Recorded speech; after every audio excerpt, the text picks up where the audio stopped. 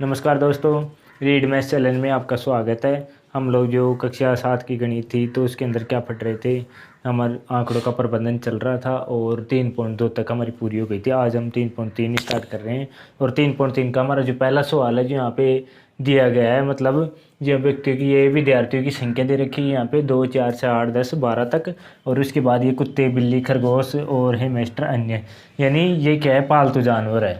और ये पालतू जानवर है और ये विद्यार्थियों की क्या है, चॉइस है कि इतने विद्यार्थी इस पालतू जानवर को पसंद करते हैं। तो इसके अंदर देखो 2 प्रश्न पूछे गए हैं, एकदम इजी प्रश्न है। ये जो है ना, यहाँ पे चित्र आपको दिख रहा है, ये कौन सा आलेख है, दंड आलेख है। मैंने आपको बताया था इसको आयताकार आलेख या दंड आलेख ये बोलते हैं। ये खड़े होते हैं तो इसको दंड आलेख बोलते हैं। यहाँ पे देखो, अब इसमें पहला प्रश्न क्या पूछ रहा है, कौन से पालतू सबसे अधिक लोकप्रिय पूछ रहा है, कौन से पालतू सबसे अधिक लोकप्रिय है। तो इसमें देखो सबसे ऊंचा दंडालेख देखना है अपने को। ये देखो कुत्ते बिल्ली का सबसे ऊंचा जा रहा है, तो बिल्ली का देखो कितने पे जा रहा है, 10 पे जा रहा है। तो इसका आंसर केवल क्या देना है, कौन सा पालतू सबसे लोकप्रिय है। तो इसका आंसर क्या दोगी, बिल्ली, क्योंकि बिल्ली का दंडालेख सबसे ज़्यादा है ना। तो यहाँ पे मैं लिख दूंगा, यहाँ पे मैं लिख रहा हूँ यहाँ पे बिल्ली, बिल्ली लिख दिया।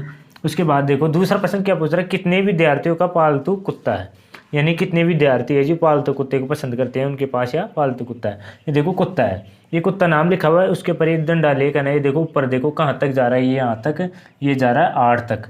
तो हम लोग इसका आंसर क्या देंगे, यहाँ पे 8। पूरा लिखना चाहो तो आप लोग लिख सकते हो, 8 विद्यार्थियों के पास पालतू कुत्ता है। और पहले प्रश्न का क्या लिखोगे, कौन मतलब विद्यार्थियों का सबसे लोकप्रिय है कौन सा है, बिल्ली है। तो ये हमारा प्रश्न नंबर जो 1 था उसका ये आंसर, पहले का बिल्ली और दूसरे का 8।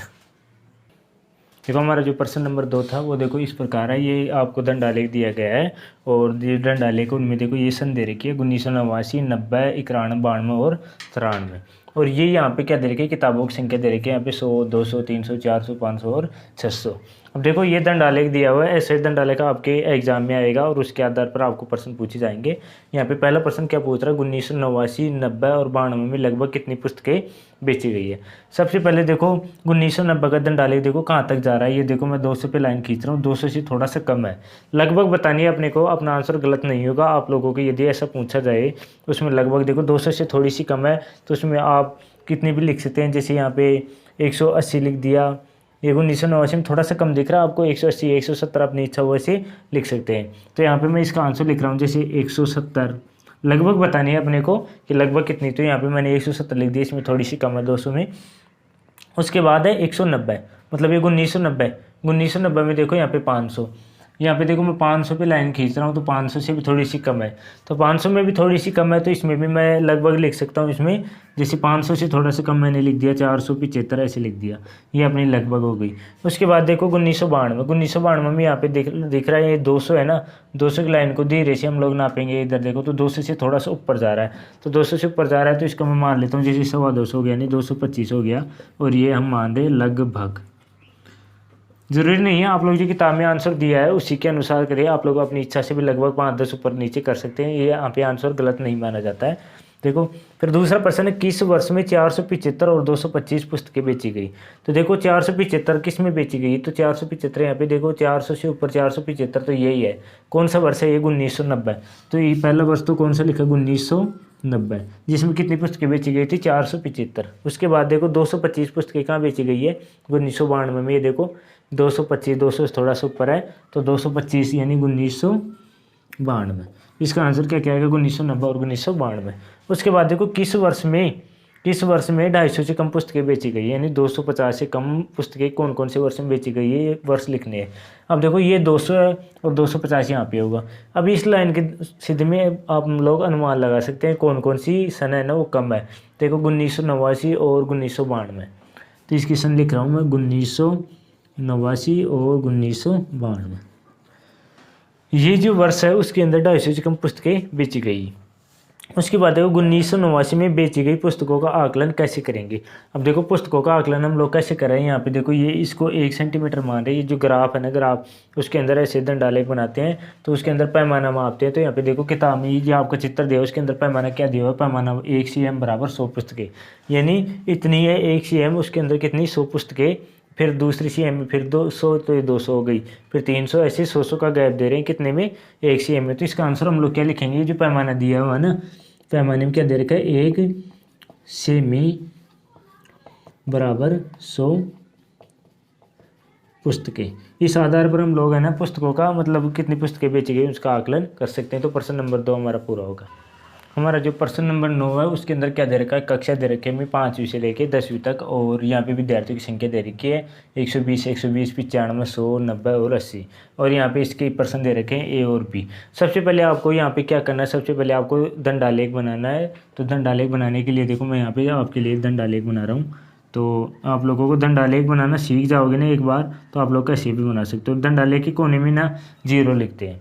0 लिखने के बाद मैं आपको बता दूं, जो यहाँ से स्टार्ट होता है ये सबसे पहले आप लोग इसमें संख्या अंकित करेंगे।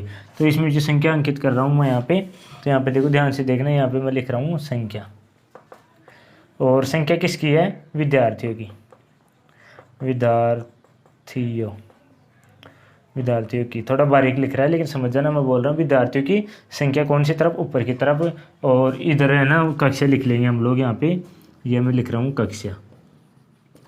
यहाँ पे दंडालेख बनाने के लिए ज़रूर। फिर उसके बाद में क्या है, एक पैमाना हम लोग जो ग्राफ होता है ना, ग्राफ में सबसे पहले बारीक बारीक डॉट 10 लाइनों से जो एक पूरी लाइन करेंगे। विद्यार्थियों की संख्या में दे रखी है, तो यहाँ पे क्या करो, विद्यार्थियों की संख्या है ना, वो संख्या क्या करनी है, यहाँ पे पैमाना मानना पड़ेगा। तो मैं यहाँ पे पैमाना बराबर देखो, पैमाना बराबर ग्राफ में होता है जो पैमाना कैसे मानते हैं, सेंटीमीटर में आता है। तो यहाँ पे मान रहा हूँ मैं 1 सेंटीमीटर बराबर 20 इकाई, ऐसे पैमाना मान रहा हूँ। तो यानी 1 सेंटीमीटर बराबर 20, तो यहाँ पे 1 सेंटीमीटर मैं बना रहा हूँ, यहाँ पे ये 20 हो गया, फिर 40 हो गया, फिर 60, और ये 80, उसके बाद में 100, 120, 140 और 160, 180, ऐसे आप लोग बना सकते हो। पैमाना बना दिया मैंने। उसके बाद देखो ये जो 5वीं कक्षा है उसमें 135 स्टूडेंट है, तो 135 कहाँ पे आएगा, 120 के बाद में यहाँ 130 आएगा और यहाँ पे 135 आएगा। तो अनुमान से आप लोग है ना ऐसे एक दंड खींच दिए अनुमान से, तो यहाँ पे ये देखो 135 हो गया। तो 135 में कितने यहाँ पे 5वीं है ना, 5वीं, तो यहाँ पे हम लोग लिख देंगे इसमें 5वीं लिख दिया। अब उसके बाद देखो 6ठी दे रखी है, 6ठी में कितना दे रखा है, 120 दे रखा है। तो इसमें देखो 120 आपको दिखाई दे रहा होगा यहाँ से लेके यहाँ तक, तो 120 में मैं यहाँ पे बना रहा हूँ 120 का दंड। तो 120 का ये देखो यहाँ पे ये 120 हो गया। कौन सी कक्षा है ये, 6ठी कक्षा है। और 6ठी के बाद में 7वीं कितना है, 95। तो ये देखो 100 है ना, 100 उससे कितना कम, थोड़ा सा कम करना है, 100 से अनुमान से आप लोग कम कर लीजिएगा, 100 में थोड़ा सा कम करना है। तो इसमें देखो 6ठी के बाद ये हो गई 7वीं, और 7वीं के बाद देखो 8वीं में 100 है ना फिक्स, तो इससे थोड़ा सा ज़्यादा कर लो। तो ये देखो 8वीं में 100 हो गया, 8 है भी, ये लिख दिया मैंने 8वीं। उसके बाद जो 9वीं है, 9वीं में 90 है, तो 100 में भी कितना है, यानी 90 देखो 80 और 100 के बीच में आता है ना, तो उस शुद्ध में ले रहा हूँ मैं यहाँ पे। देखो इसका सिद्ध बना के, सीधे रेखा बना के, ये देखो ये मैंने बना दी यहाँ पे 8वीं और 9वीं। ये देखो यहाँ पे 9वीं थोड़ा अशुद्ध लिखा, 9वीं देखो। अब उसके बाद 10वीं में कितनी है, 80 स्टूडेंट है, तो 80 स्टूडेंट यहाँ पे मैं देखो ये बना दिया 10वीं। ऐसे आपको ना दंडालेख बनाना है। तो दंडालेख हमारा बन गया। अब हम लोग इसके आधार पर क्या करेंगे, हम लोग इनका आंसर दे सकते हैं। अब देखो ए में क्या है, आप स्केल किस प्रकार चुनेंगे। स्केल का अर्थ क्या होता है, पैमाना होता है। तो पैमाना हमने क्या चुना था, 1 सेंटीमीटर बराबर 20 इकाई। तो यहाँ पे पहले का जो एक आंसर क्या आएगा, 1 सेमी बराबर 20 इकाई, ये हो गया अपना पैमाना। इसी प्रकार जो बी क्वेश्चन था उसके देखो पहला क्या दे रखा है, किस कक्षा में अधिकतम व न्यूनतम विद्यार्थी, यानी कौन सी कक्षा में अधिकतम विद्यार्थी है और कौन सी में न्यूनतम है। अब देखो सबसे ज़्यादा ऊंचा दंड किसका जा रहा है, ये 5वीं कक्षा का जा रहा है, और सबसे कम किसका जा रहा है, 10वीं का। तो देखो हम लोग किस में लिखे, कैसे लिखेंगे, अधिकतम तो कौन सी में है, 5वीं में। अधिकतम तो कौन सी है, 5वीं में, और न्यूनतम है 10वीं में। अधिकतम तो 5वीं में, न्यूनतम है 10वीं में। उसके बाद जो बी का दूसरा दिया हुआ है वो क्या है, कक्षा 6 के विद्यार्थियों का कक्षा 8 के साथ अनुपात, यानी दोनों को क्या निकालना है, अनुपात। तो मैं यहाँ पे लिख रहा हूँ कक्षा 6 अनुपात कक्षा 8, ऐसे लिख देंगे हम लोग। अब इनका अनुपात निकालना है विद्यार्थी। देखो कक्षा 6 में कितने 120 है और कक्षा 8 में कितने हैं 100। तो यहाँ पे मैं 120 लिख रहा हूँ और अनुपात लगा रहा हूँ 100।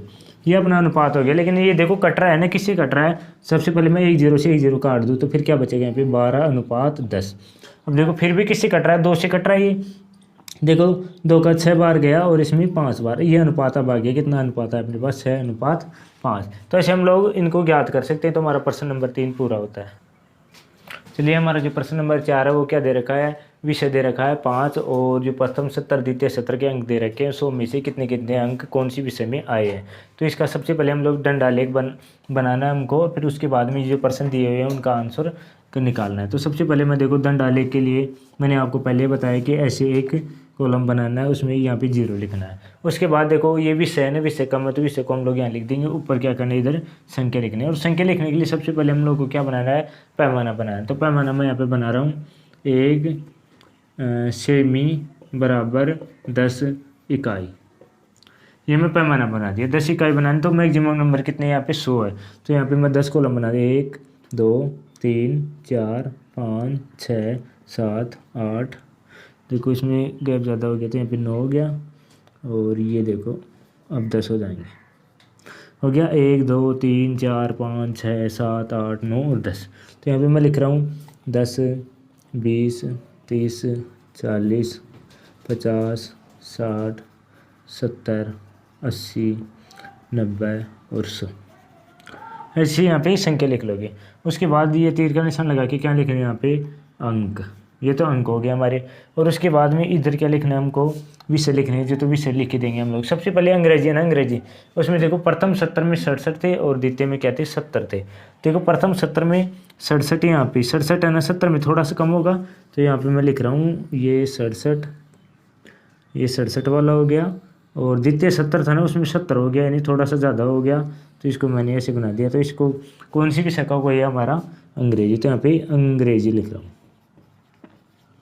उसके बाद देखो ये देखो हिंदी है ना, हिंदी में पहले 72 था, उसके बाद में 65 हो गया। तो देखो 70 से ऊपर थोड़ा सा क्या होगा, यहाँ पे 72 होगा। 70 से ऊपर 72 बना दिया। और दूसरे में क्या हुआ 65, यानी 60 के बाद 65 यहाँ पे, तो ये कम हो गया उसके बाद में।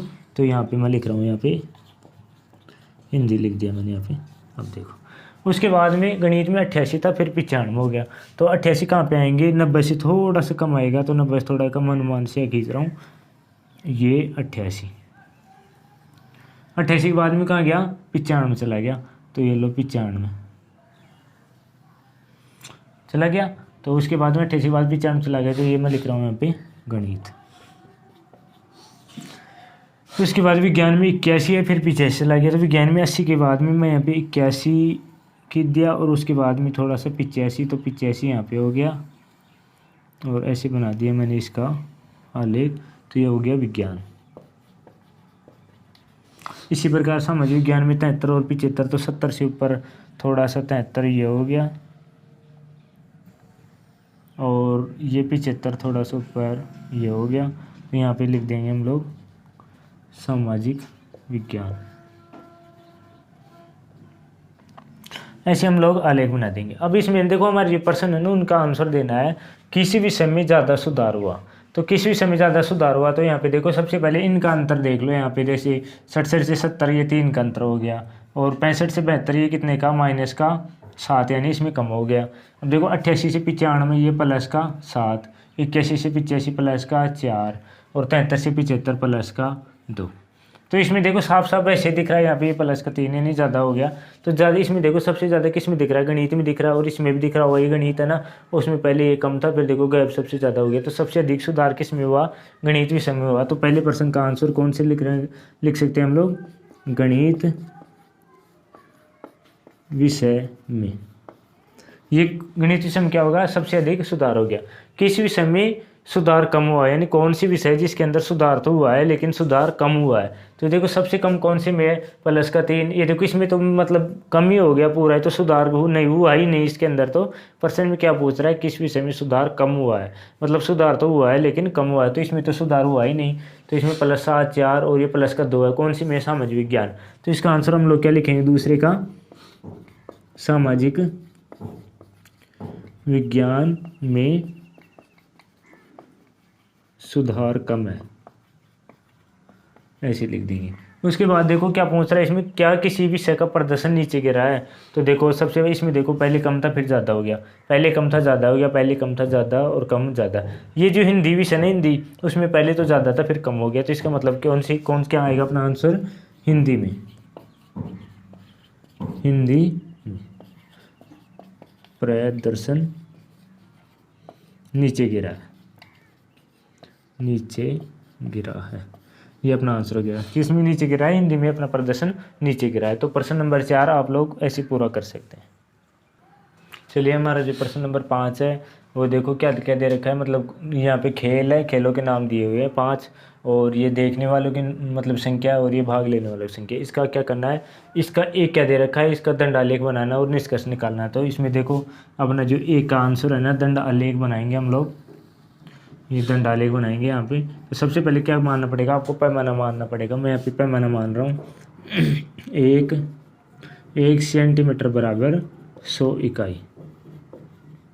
अब देखो पहले 10 मान रहे थे, कभी 20 कभी 100, ये क्यों मान रहे हैं, हमें ना ऐसा पैमाना लेना है कि इसके अंदर ही ये 1200 जाए। अब देखो 10 में है ना, हम लोग बनाना स्टार्ट करेंगे तो 1200 बहुत ज़्यादा हो गई, तो हम इस हिसाब से मानेंगे कि हमारा दंड आलेख आ जाए। तो यहाँ पे देखो 100 लिख रहा हूँ, उसके बाद मैं 200 लिख रहा हूँ, उसके बाद 300 लिख रहा हूँ, उसके बाद 400, फिर 500, फिर उसके बाद 600, 700, 800, 900, 1000 और ये 1100, 1200 और 1300। ऐसे यहाँ पे क्या बन गई, संख्या बन गई। ये तो हो गई क्या, संख्या। और नीचे ना खेलों के नाम नीचे आ जाएंगे। तो इसमें देखो देखते कौन है, 1240 और मतलब भाग लेते हैं 620। तो वैसे ही बनेंगे जैसे पिछला 1240 है ना, 1200 से ऊपर जा रहा है। तो ये तो देखने वाले हो गए फर्स्ट में, और भाग लेने वाले कितने इसमें, 620 है। तो 620 देखो 620 यहाँ पे आ गया ये तो 620 ये हो गया। तो इसमें मैं लिख सकता हूँ कौन सा खेल, क्रिकेट। उसके बाद दूसरा खेल कौन था, बास्केटबॉल, जिसमें 470 और 320। तो 470 तो देखो यहाँ पे आ जाएगा, और उसके बाद 320, 300 देखो यहाँ पे है, और 320 ये आ गया। तो ये कौन सा खेल हो गया अपने पास, बास्केटबॉल,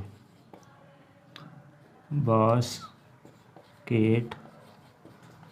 आ गया। उसके बाद देखो तैरना, 510 और 320। तो देखो 510 है ना, 500 से मैं थोड़ा सा ऊपर ले रहा हूँ, 500 से 10, 510 हो गया। 510 के बाद में 320, तो 320 यानी 300 से थोड़ा सा ऊपर यहीं पे आएगा। तो इसका नाम क्या है, तैरना, तैरना। अब तैरने के बाद देखो यहाँ पे और क्या आ रहा है, तैरने के बाद हॉकी। हॉकी में देखो 423 और 250। तो 400 यहाँ पे 423 यानी इससे थोड़ा सा ऊपर 423 हो गया, और 250 है ना यहाँ पे आएगा, 200 से 300 के बीच में देखो 250। तो मैं यहाँ पे 250 लिख रहा हूँ, ये हो गया हॉकी। हॉकी के बाद में 250 और 105। तो इसमें 250 और 105 यानी 100 से थोड़ा सा जस्ट, तो ये 105 हो गया। यहाँ पे लिख रहा हूँ मैं खेल कूद। अब देखो पहला जो प्रश्न था हमारा ये, ए दंड आलेख बनाओ और निष्कर्ष निकालो। क्या निष्कर्ष निकालते हैं, तो इसमें देखो ए में ना निष्कर्ष क्या निकलता है, दंड आलेख तो हमने बना दिया है, यहाँ पे निष्कर्ष क्या निकलता है, सबसे ज़्यादा क्रिकेट को मतलब पसंद करते हैं और सबसे कम किसको, खेल कूद को। ये निष्कर्ष निकलता है क्या, सबसे ज़्यादा क्रिकेट को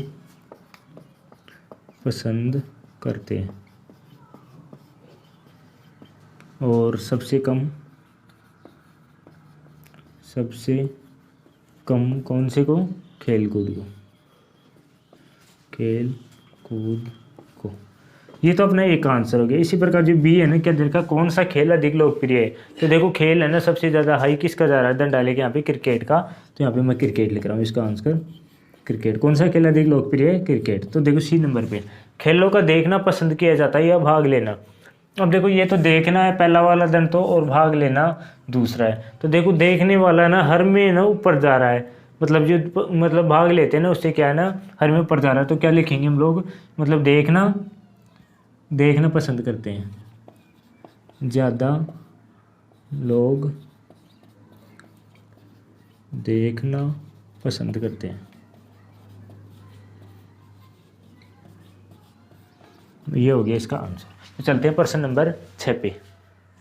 देखिए मैंने आपको ना प्रश्न बताए 1 से लेके 5 तक, हर प्रश्न का आपको दंडालेख बनाया है मैंने यहाँ पे बोर्ड पे, और उसको बताया कौन सा अधिक है कौन सा कम है। आप लोग दंडालेख को देख के बता सकते हैं। प्रश्न एकदम ईजी है। जो प्रश्न नंबर 6 है ना आपकी बुक में, वो क्या दे रखा है इस अध्याय के प्रारंभ में जो नगरों का तापमान दे रखा है ना, उसके आधार पर दंडालेख बनाना है और आपको उसके आंसर देने हैं। तो देखो बुक है ना आपकी किताब है, उसके अंदर देखो मतलब जहाँ से प्रश्नावली स्टार्ट हो रही है 3.3 का मतलब एग्जाम्पल, वहाँ पे जिन नगरों के अलग अलग तापमान दिए हुए हैं उनको आपको देखना है और दंडालेख खुद बनाना है। जैसे मैंने प्रश्न नंबर 1 से लेके 5 में जो दंडालेख बनाए ना, उनको देख के मतलब उनको देख के समझना पहले, फिर उसके बाद में जो प्रश्न नंबर 6 है ना उसको पढ़ो और दंडालेख बनाओ और उसका आंसर आपको ही देना है। तो देखते हैं कौन कौन ये कर पाता है। तो आप लोग ज़रूर कीजिएगा, और जो जो करता है वो प्लीज़ कमेंट ज़रूर करना है एक बार कि सर ये मैंने कर दिया है। तो चलिए मिलते हैं अगली वीडियो में, अगली क्लास में मिलते हैं। अगली प्रश्नावली नंबर 3.4 है वो पढ़ेंगे जल्दी।